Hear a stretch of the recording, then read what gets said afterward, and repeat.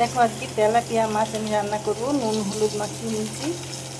একটা মাছ ছেড়ে দিচ্ছি অলরেডি, এটা স্কিপ হয়ে গেছে ভিডিওটা।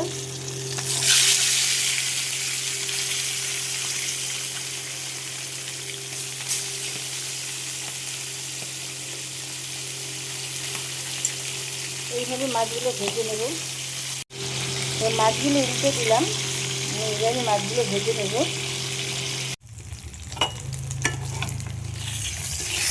দেখো মাছগুলো সব ভাজা হয়ে গেছে, এবার তুলে দেবো।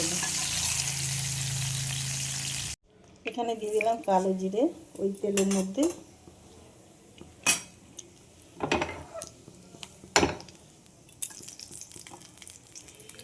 আর দেবো দেখো দুটো পেঁয়াজ কেটে নিয়েছি পাতলা পাতলা করে।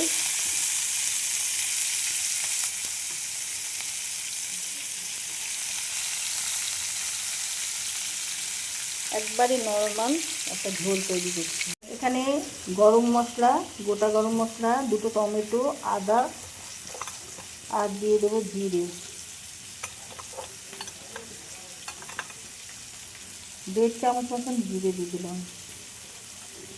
1/2 চামচ লাল লঙ্কার গুঁড়ো, 1/2 চামচ ধনে গুঁড়ো। এবার জল দিয়ে এটা আমি পেস্ট করে নেব। দেখো পেঁয়াজগুলো ভাজা হয়ে গেছে। এখানে আমি ঝিঙে আর আলু কেটে নিয়েছি, এইগুলো আমি এর মধ্যে দিয়ে দেবো।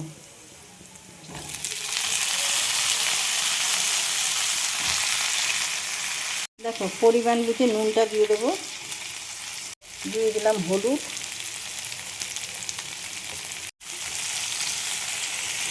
একটু মিশিয়ে নেব এইভাবে।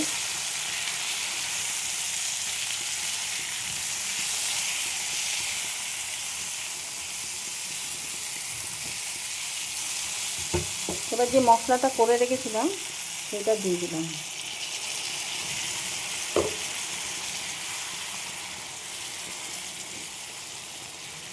এবার আলু ঝিঙের সঙ্গে মশলাটা কষিয়ে নেব।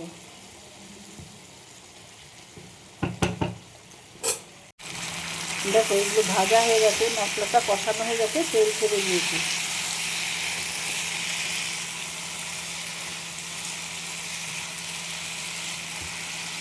এবার আমি যে মশলা বেটে রেখেছিলাম সেই মিষ্টি ধোয়া জলটা ঢেলে দেবো। তোমরা যদি এর মধ্যে মিষ্টি খেতে চাও অল্প করে তো দিতে পারো, আমি দিলাম না।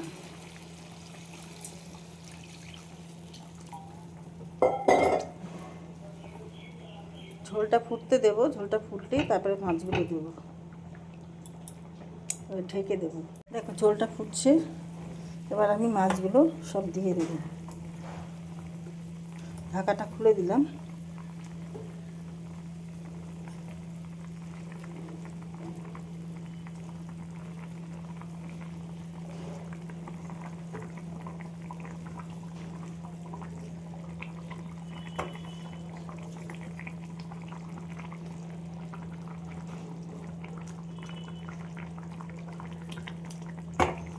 ঢেকে দেবো।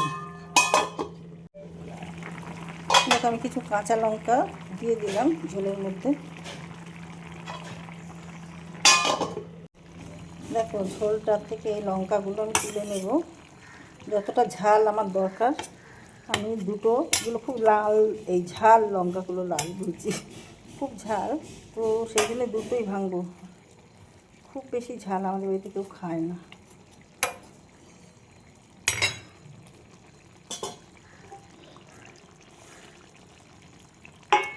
তো আমার এই রান্নাটা হয়ে গেল কমপ্লিট। তোমাদের কাছে ধনেপাতা থাকলে দিয়ে দেবে, আমার কাছে আছে, কিন্তু ধনেপাতা আনছি, আজকে আনলে কালকে শুকিয়ে যাচ্ছে ফ্রিজের মধ্যে। ঠিক আছে, যা আছে আমি নামিয়ে ফেললাম ঝোলটা। তেলাপিয়া মাছের রেসিপি, আজকে তেলাপিয়া মাছ রান্না করলাম। তোমাদের কেমন লাগলো জানাতে ভুলো না। লাইক শেয়ার কমেন্ট করে আমার সাথে থেকে, ইউটিউব চ্যানেল থেকে যারা দেখছো তারা পেজটা ফলো করে দিও, আর আমার চ্যানেলটাকে সাবস্ক্রাইব করে দিও। বেল আইকনটা ক্লিক করলেই আমার নোটিফিকেশানগুলো তোমাদের কাছে সবার আগে চলে যাবে, যা যা আমি ভিডিও করব। ফেসবুক থেকে যারা দেখছো পেজটা ফলো করে নিও। যারা যারা সাবস্ক্রাইব করেছো, ফলো করছো, অসংখ্য ধন্যবাদ জানাই তাদেরকে। এইভাবে পাশে থেকো। ভিডিওটা এখানেই শেষ করলাম। থ্যাংক ইউ, সবাই ভালো থেকো।